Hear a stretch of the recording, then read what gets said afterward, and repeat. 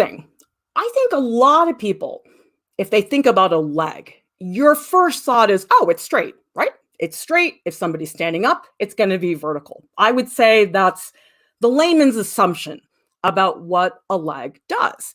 And something, you guys, I blame the red carpet photos from all of those award ceremonies for why we think about the leg as being this straight vertical, because like every single photo that you guys see on the red carpet is somebody striking a pose like this. Does everybody remember when Angelina Jolie did this?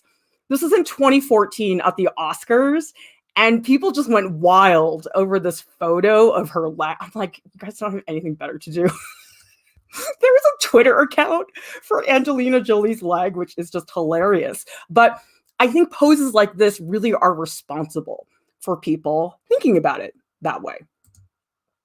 And so oftentimes when people are posing, they're doing it in a way that pushes this concept of it looking like a straight vertical. And so it prevents you, I think, from really seeing some of the subtleties in terms of the angling of the leg because of the way people stand. I mean, I find these red carpet photos a little bit alarming because they're all doing the exact same thing. I'm like, really? There's no other way to stand? I guess not. And so when you have a leg that's tilt, then you say, oh, well, it must be because the leg is bent. Duh. Okay, so for example, if somebody's standing up, if you're Selena Gomez, and you have your leg bent, of course, duh, then we're going to see it tilt. But the thing is, that's not where the tilt is. The tilt is inherently in the leg, and that's a very different thing than a leg that is just bent. They're not as straight as you guys think. I know they look so straight on Gal Gadot, but you know what? Not everybody has her legs. So, all right. It all begins with the femur. The femur is the bone that messes up everybody, and people chronically misunderstand the femur. Like, I feel bad for the femur. It's like nobody understands what the femur really is. And there's just so many assumptions people make about this bone that I just don't think people take time to understand. So we're going to give you the attention you deserve. Femur. Sletnier says, isn't the leg looking like it is straight because of the high heels? Well, the high heels certainly help. I mean, they certainly elevate the leg and create that straight vertical in a way that does get accentuated. Yeah, and like Maya Hika saying, I think they have their legs like that because it makes them look taller. It's a photography trick. Absolutely. I mean, people have different perceptions of beauty, obviously, depending on time period and where you live. But at least at the Oscars, the longer, the better when it comes to legs. That's typically what people are looking for. So it makes sense to me that they would do something like that. Okay, so here's the thing about the femur. It's at an angle. Like inherently, it's at an angle, okay? I mean, I know it's hard to see in a lot of the photos, but if you guys search for it, does everybody see how the femur, it's not right down the middle, okay? It's not like a roll, okay? It's actually very close to the edge of the hip, and then it like shifts to the left or the right, depending on which leg you're looking at. And that makes the femur so that it's at an angle. And nobody sees this. It drives me bats. Oh my gosh. I don't know why. Instagram keeps showing me all of these ads for people that teach anatomy online and everything. And it's just like making me mad because like every now and then something pops up. It's some diagram that somebody has drawn to try to show you where the bones are.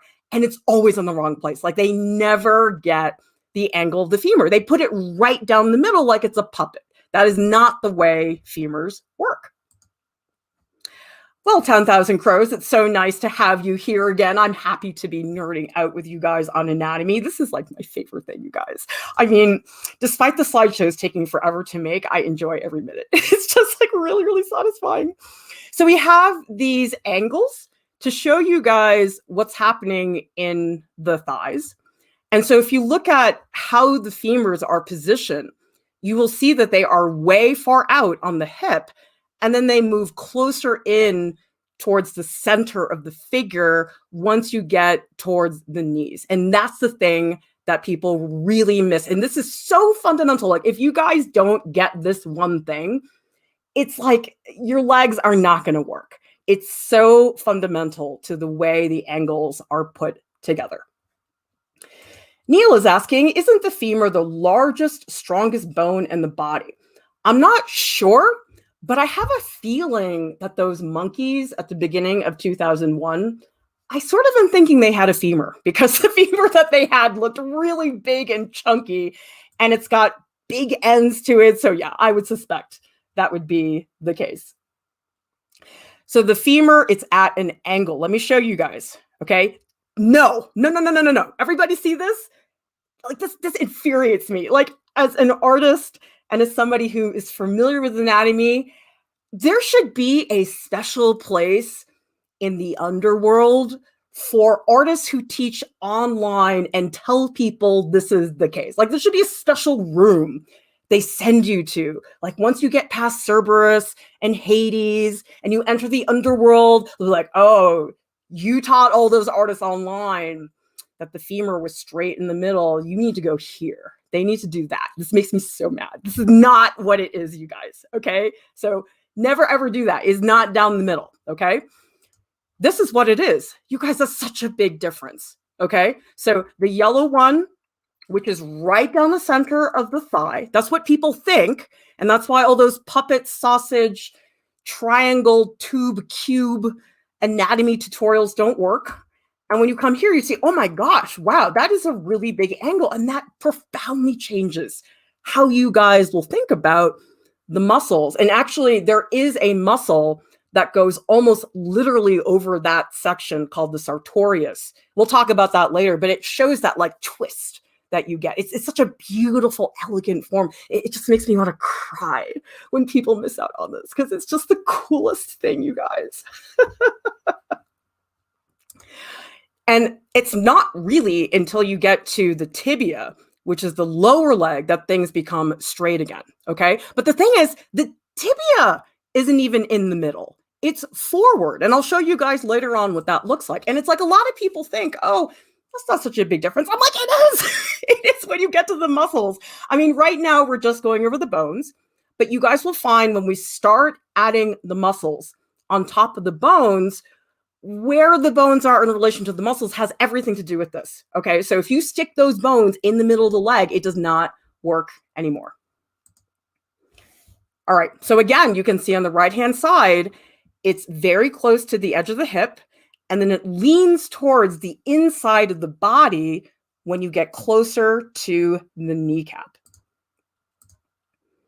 Tibia is straight, so that is the bone that's in the front. It's your shin, okay? Has anybody here, if you guys ever hit your shin and it like kills, it's like, it's so painful. It's because your tibia, it's bone right underneath the surface of the skin. So anytime you hit your shin, it's just, oh my God, it hurts so bad. So try not to hit your shin because it's not so fun. Well, it looks like some people think we should have art prof hell. Wow. Ooh, art prof hell. Wow, there would be a lot of rooms. I'm gonna have to brainstorm all of the deadly sins you could get to be sent to art prof hell. So here in the tibia, okay, again, it's not down the middle. Look at where it is. It's pushed forward to the front of the leg. Everybody do this right now. Look at your leg and feel where your shin is. You can feel like there's a big hunk of muscle that's behind the tibia. That's your gastrocnemius muscle, which is a very substantial muscle. And so if you put the tibia in the middle, that gastrocnemius is going to be sort of mad at you because you're going to be taking up space that it's supposed to have on its own. Elizabeth says, I have bursitis on the exterior of my hip bone. I know where that spot is. Oh, wow. Oh, this is really great. I'm glad you guys are giving such concrete explanations, because to me, the more you guys can relate these diagrams to real life, the better you're going to understand them.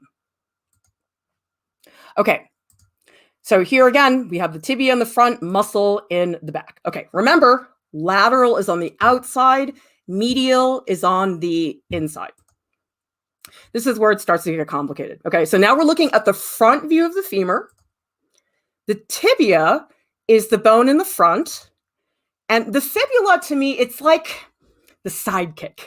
It's sort of like the Robin to Batman. So if we were to have a comparison here, I would say tibia is Batman, fibula is Robin. But Robin is very important, okay? He's there for comic relief and all those other reasons as well. So you need the fibula. It's not as big of a fuss as the tibia.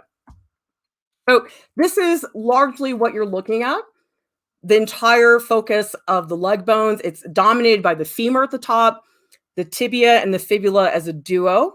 And then there are certain pieces and parts of these bones that I will point out to you guys that you'll see a lot more clearly. Okay. Thank goodness for all these track runners.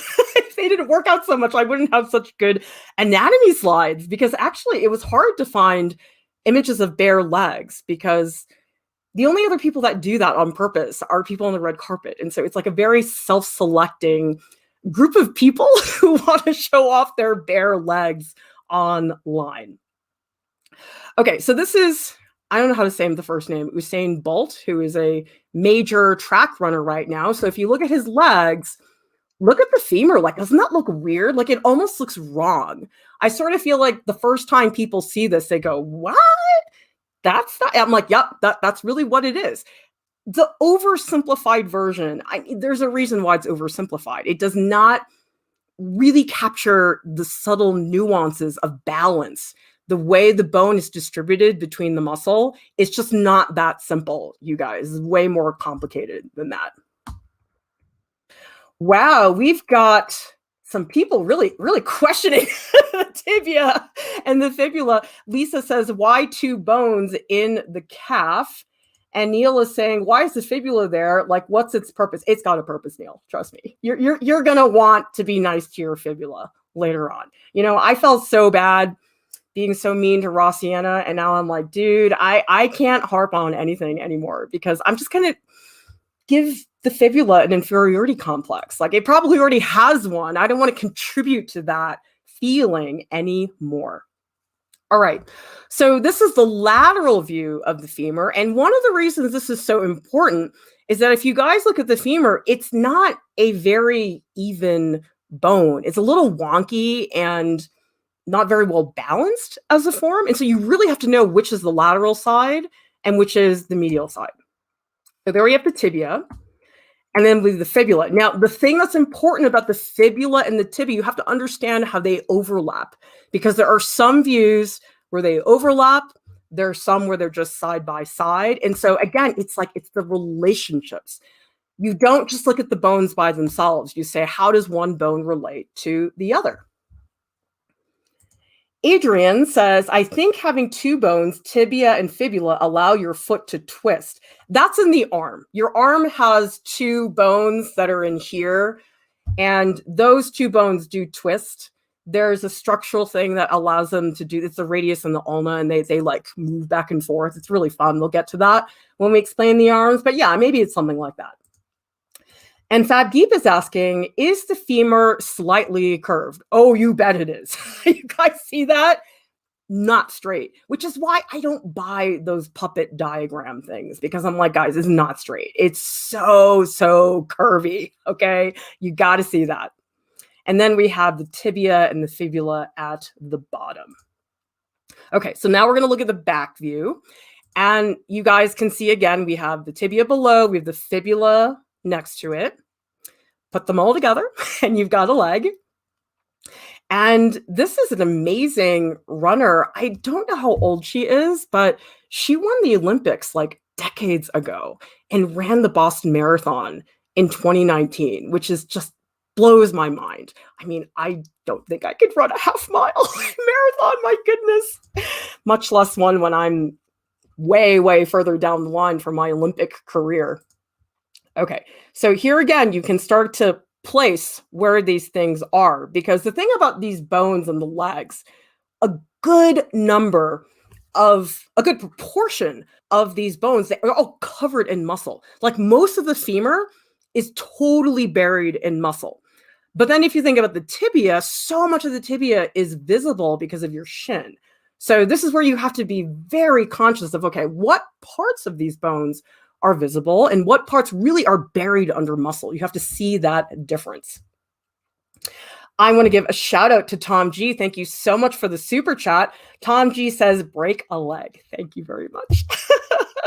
And remember, you guys, when you support Art Prof, you are giving access to somebody in the world somewhere who wants art education, but who can't afford to pay for an art class. You're supporting the ability of somebody else to learn visual arts in a way that maybe they did not have access to before. Okay, let's look at the medial, the inside part of the femur. And then we have the tibia, we have the fibula. Now, notice this, you guys. You see how the fibula, it's behind the tibia. You see that? So actually, from the medial view, you don't really see much of the fibula. It's sort of tucked there behind the tibia. And I also want to give a shout out to Fab Geek. Thank you so much for the super chat. You guys, every contribution you make to us does not matter the amount. It all goes to the same place to keep all of our content 100% free and accessible to everybody. All right, let's dig deeper into the parts of the femur. So if we look at the femur, there are two little bumps that are on the side, and those are called epicondyles. And this is where the lateral medial thing really starts to matter, because you need to know, okay, is it the lateral epicondyle or is it the medial epicondyle? And these you guys will feel. You can feel your epicondyles. I mean, they're really chunky. And one thing I would also say when we do start to talk about the knee, don't underestimate how big knees are. Tell me in the chat, when you guys draw the figure, do you guys think you tend to make knees too small or too big? Because for the most part, I tend to always see them drawn too small. Even on somebody who's fairly thin, the knee is really substantial. And a lot of it is because of the epicondyles. And then once you stick the kneecap on there and some tendons and look at it, it's like, oh my God, this is really big. It's getting really, really large. So never underestimate how substantial these bones are. Now, another reason why the femur, I think, is such an odd bone and why the lateral medial thing matters so much is because it has what's called a ball and socket joint at the top. And it's literally that. So basically on the femur at the top, you have what is referred to as a ball because it's like round thing that's sticking out. And then, whoa, look at that. There's like a ball and socket. And like one thing fits into another. And so that is the joint that allows the femur to connect to the pelvis, okay? So does everybody see how funny this is? It's like you've got the ball and socket joint, and then you can see how the femur like pushes out to the edges of the hip bone. That is really, really important. Oh, this is really interesting. Elizabeth says, my brother is very, very thin and his knees are enormous. Yes, so it does not matter what your body type is. Knees are just very substantial. Like there's no way to get around the quantity of ligaments, and there's even these two little fat pads under the knees that I will show you guys later on. Annanin says, this is the best anatomy class I've ever had. Can you also teach in medical school, please? I don't think you want me to. I'm the type of person, you guys, like when I go to the doctor and they're like, oh, we just take your blood, I like pass out. Like I can't handle blood. It's just like, oh my God. I am amazed that people can do that for a living because that is so hard. Okay. Now this little thing that sticks out on the lateral side of the femur, it's called the great trochanter. I love this name. Like I think the great trochanter, I feel that it needs its own myth. Like I feel like it's like, let me tell you about the stories of the great trochanter. Like it just sounds very legendary. Like there's something, there's a fable about it. It just sounds really mythical. So I've always loved that word for that reason. And so one of the ways you can tell you're on the lateral side of the femur is if you can see the great trochanter. When that's visible, that means you're on the lateral side. So let's look at this. We will do a stream later on where I go over the individual muscles and I'll talk about those relationships, but I do want you guys to see where the great trochanter is just in the landscape of the leg, because It's not always easy to see. It depends on the pose and the body type of the person, but it is so critical when it comes to the backside, because look at this. It's right there. It's the party. Everything revolves around the great trochanter on the side of the butt. If you don't have the great trochanter, you're not gonna have anything else. So it's very, very important in that landscape. That's it, W315. Trochanter sounds like a Greek hero. Yeah, like trochanter, it sounds like somebody who did something very noble and very good and very brave. That's what it makes me think of.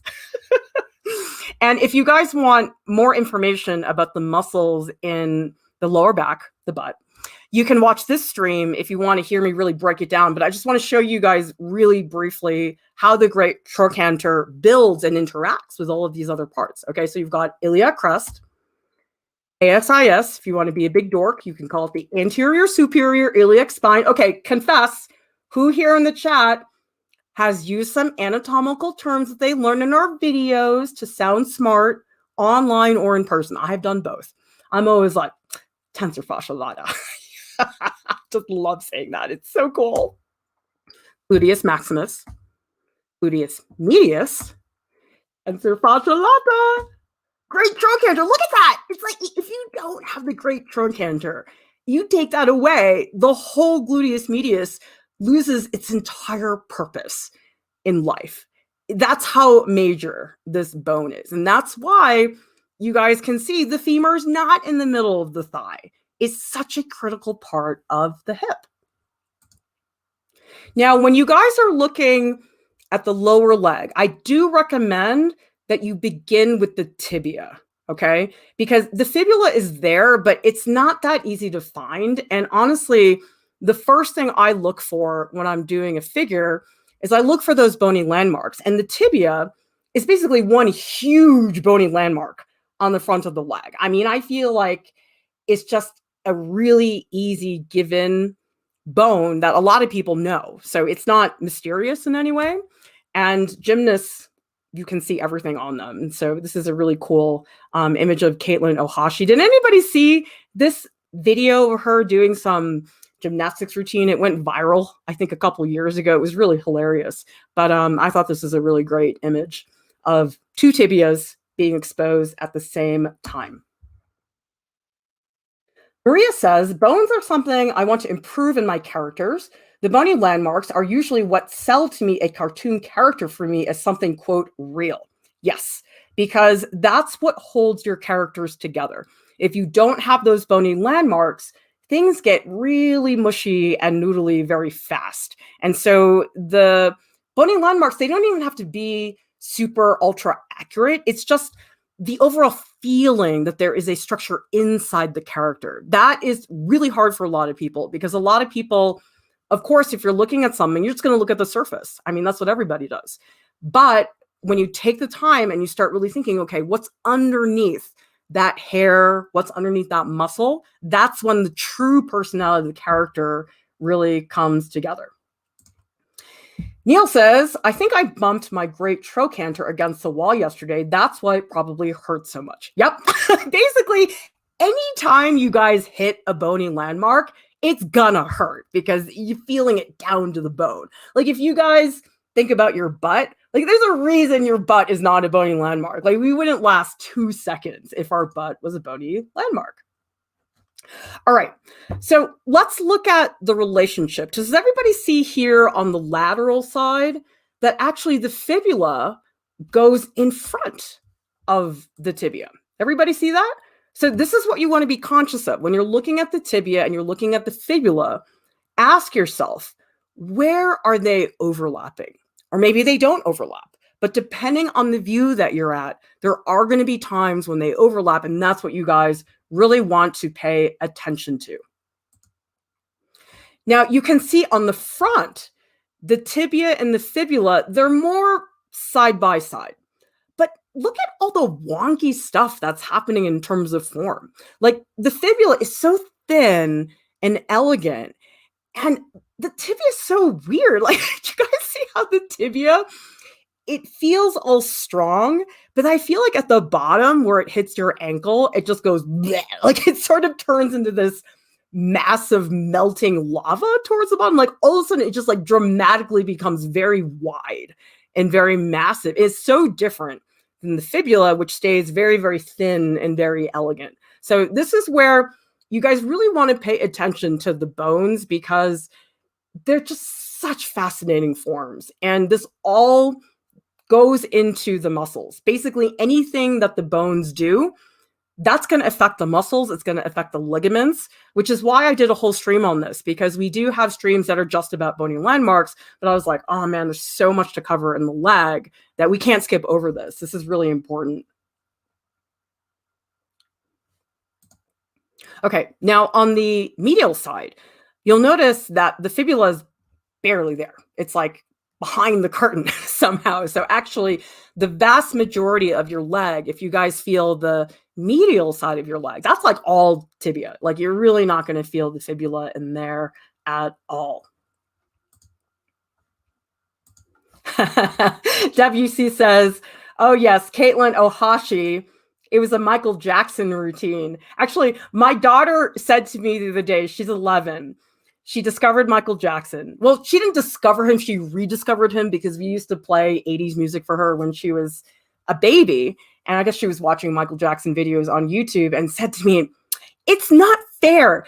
You and Papa got all the good music. You got Michael Jackson and Jackson 5. And I'm like, yeah, sorry, you got Katy Perry. You just can't really compare the two if you ask me. Okay, so again, we're hopping to the muscles just really briefly so you guys can see that, wow, there's so many muscles here. But then look at this. Like that whole section is one gigantic canyon of bony landmark. It's great. It's so easy. It's like one of those questions you get on an exam where you're like, oh, I know it. It's like slam dunk. It feels so good. It's amazing. All right. Let's talk about ankle bones. Who here watched Cobra Kai?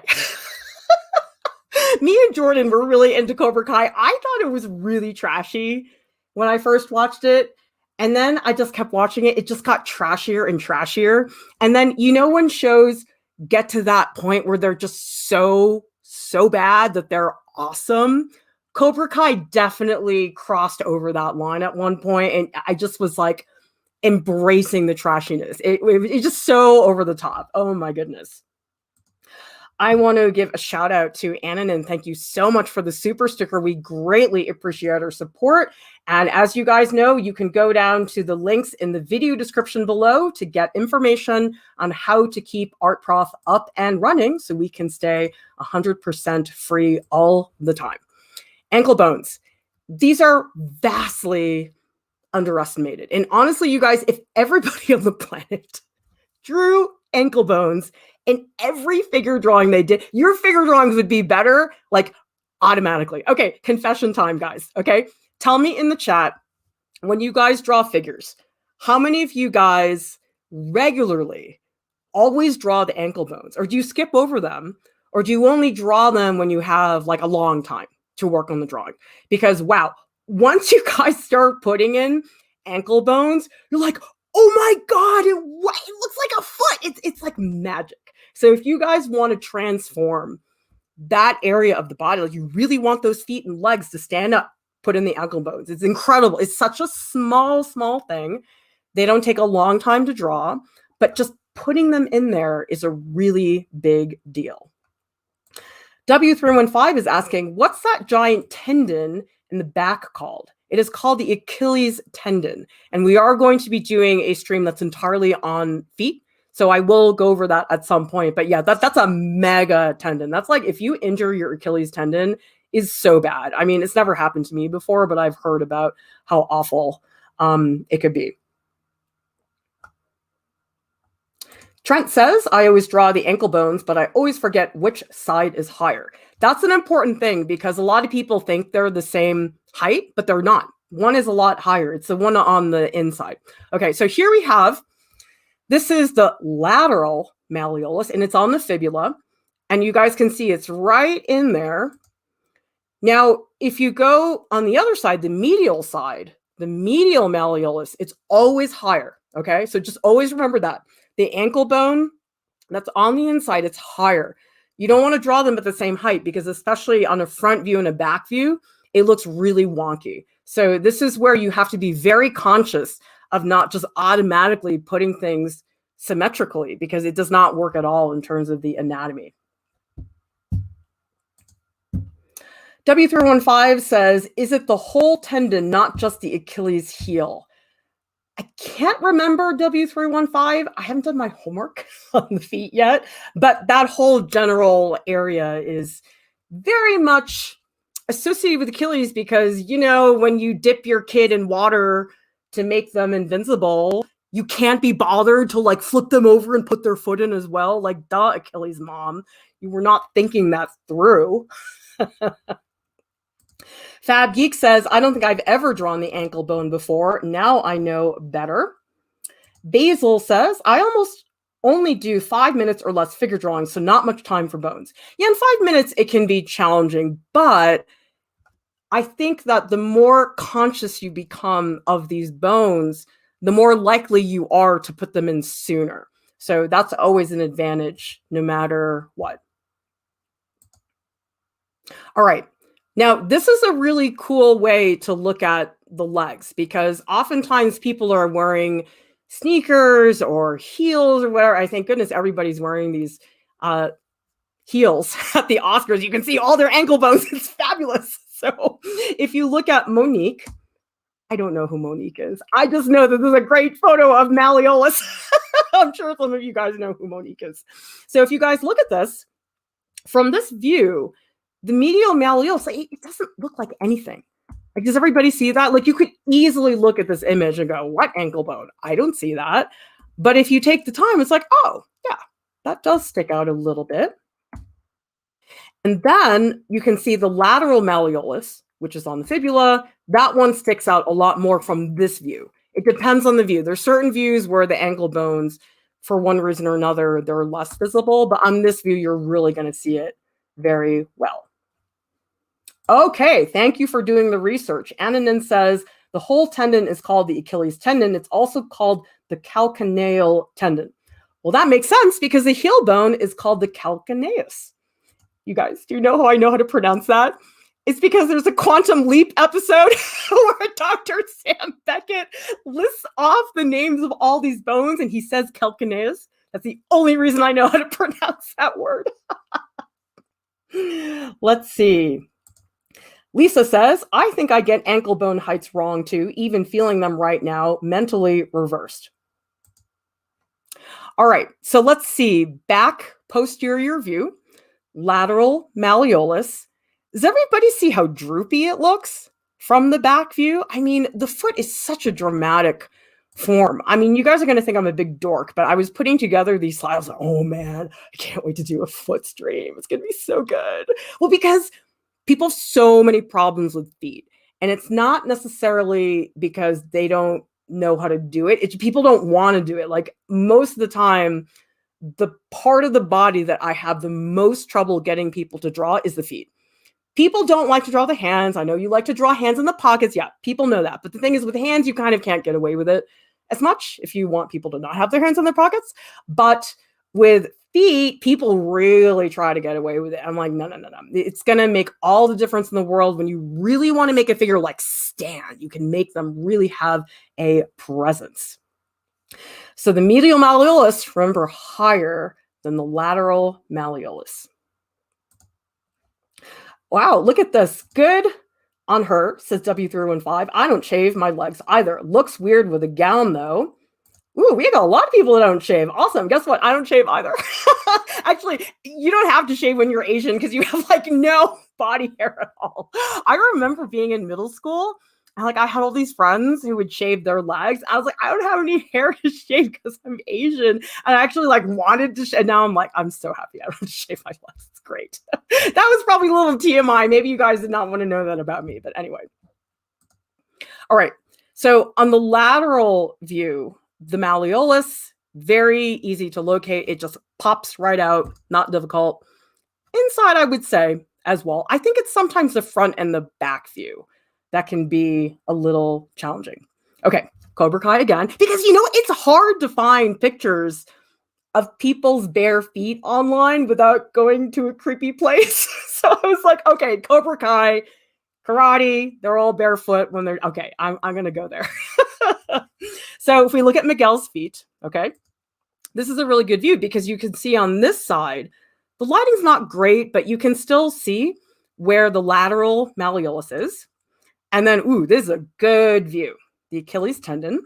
So you can see the medial is there. There's lateral. And you see how they're shifted? Those are major structural things. If you guys really absorb that, you're going to have figure drawings that are not going to feel generic. They're not going to feel like mannequins. And I do think no matter what you guys are doing, if you are using the figure, most people want the figure to have a certain feeling of life and personality. And I think these are some of the things that very much help you to achieve that. Yeah, like Jill is saying, I have trouble making my feet look grounded. Yeah, and it's tricky because sometimes it's the feet, but other times it's the legs that are doing something wonky. But feet are difficult. And I think especially the front view of a foot, the back view, they oftentimes look strange. And so people don't really know what to do with them. So we will go over that. And we will certainly at some point have a draw along where we address the structure of the feet. Okay, let's talk about the patella. And that's the technical term. You can call it the kneecap. That's totally cool. Whatever you guys want to do.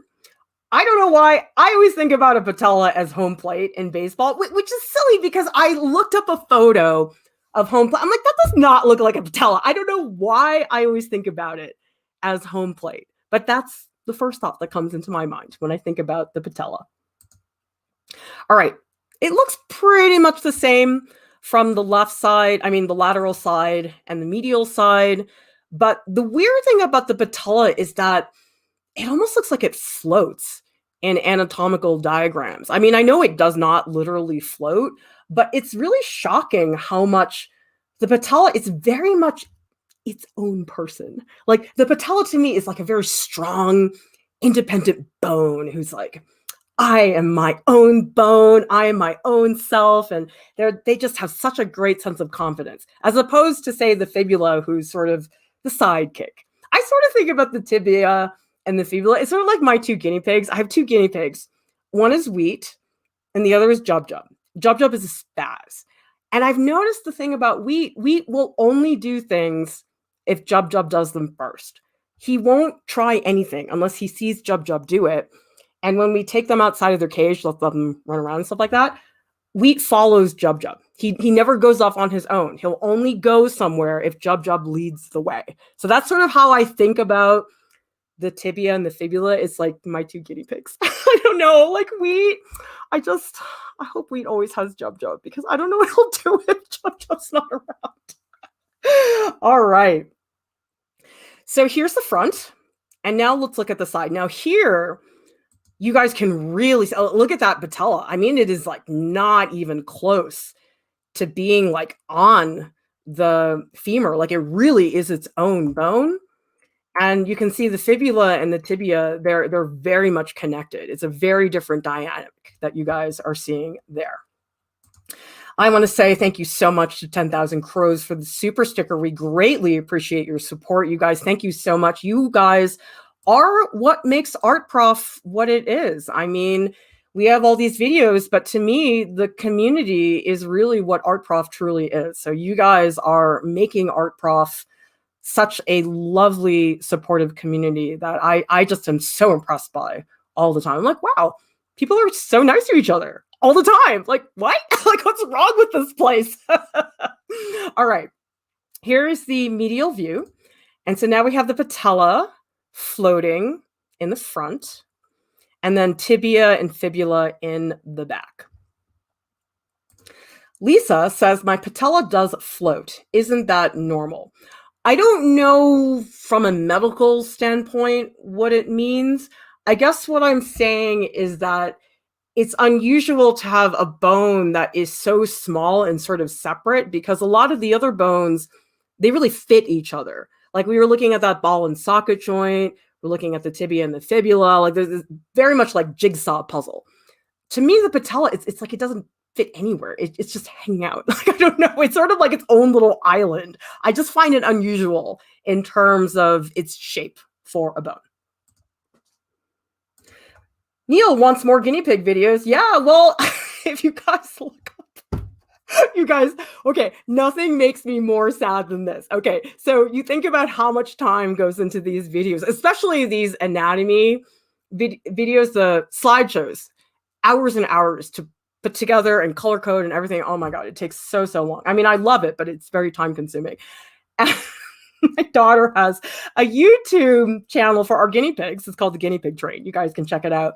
And we have this one video of Jub Jub running up the stairs. It's like a 30-second video shot on a phone.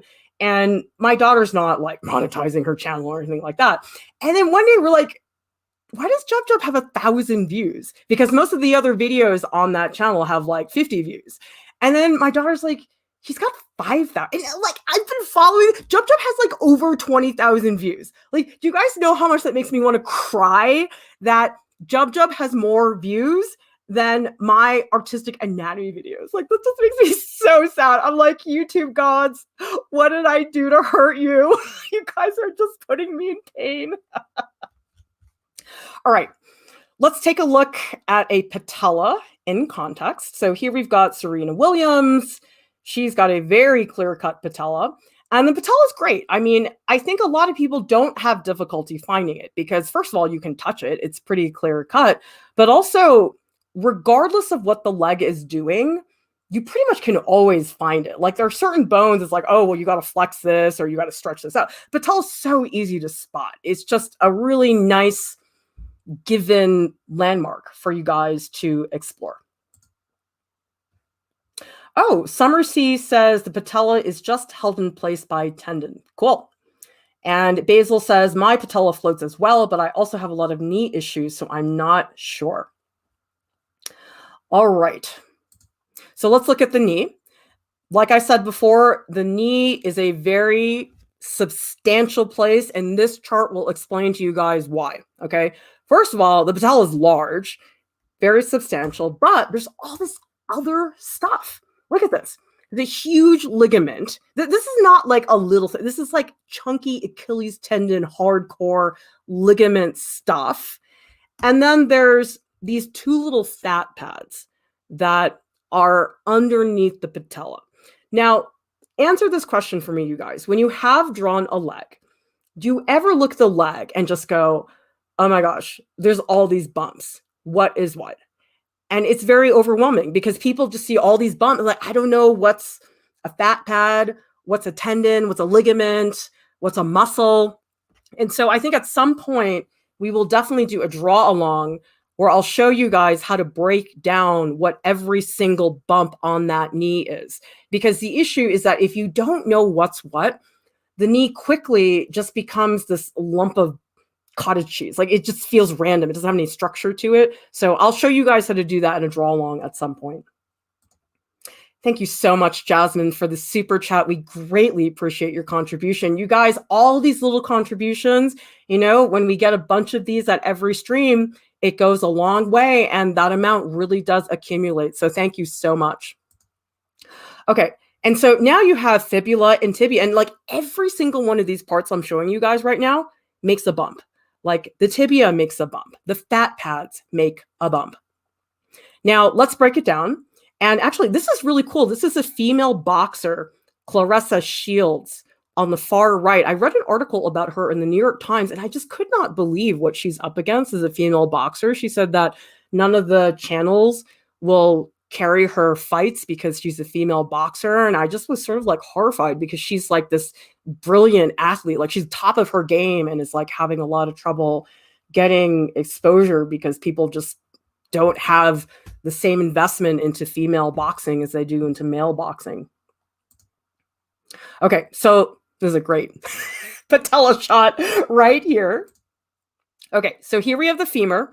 Now, my chart's not perfect because the view of the leg, it's not quite side or front, so I had to distort things a little bit, but you got the idea. So there's your femur. We have the patella on the right-hand side. Now you have it sitting on top of the femur, and then you have the tibia and the fibula in there, okay? Do you guys see how much muscle is behind the tibia and the fibula?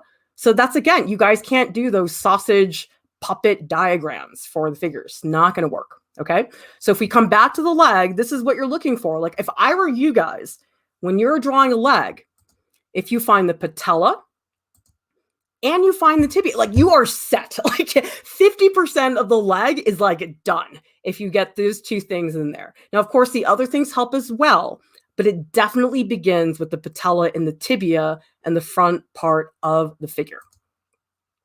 This Google slideshow is available, and if you guys want to access it, the link is in the YouTube video description below. And we also overhauled on our main site a page that's titled Art Resources. And all of our slideshows, all of our resources are all on there, and you guys can access those anytime you want. We have many other anatomy for artists videos that you guys can check out, help you guys build all of the knowledge you need to draw the human figure. Art Prof has a podcast. It's available on Spotify and also on iTunes. And in a few minutes, I will be hanging out in the Art Prof Discord. I will be in the post live streams channel because I would love to talk to W315 about a transparent jellyfish human leg. Would be so helpful to study with. You know, that makes me think about X-Men, because there was that one scene where Senator Kelly got turned into a mutant by Magneto, and he turned into a human jellyfish. Ooh, that was a cool effect. Anyway, all roads lead to X-Men. Subscribe to our channel so you guys can continue to grow and develop as an artist.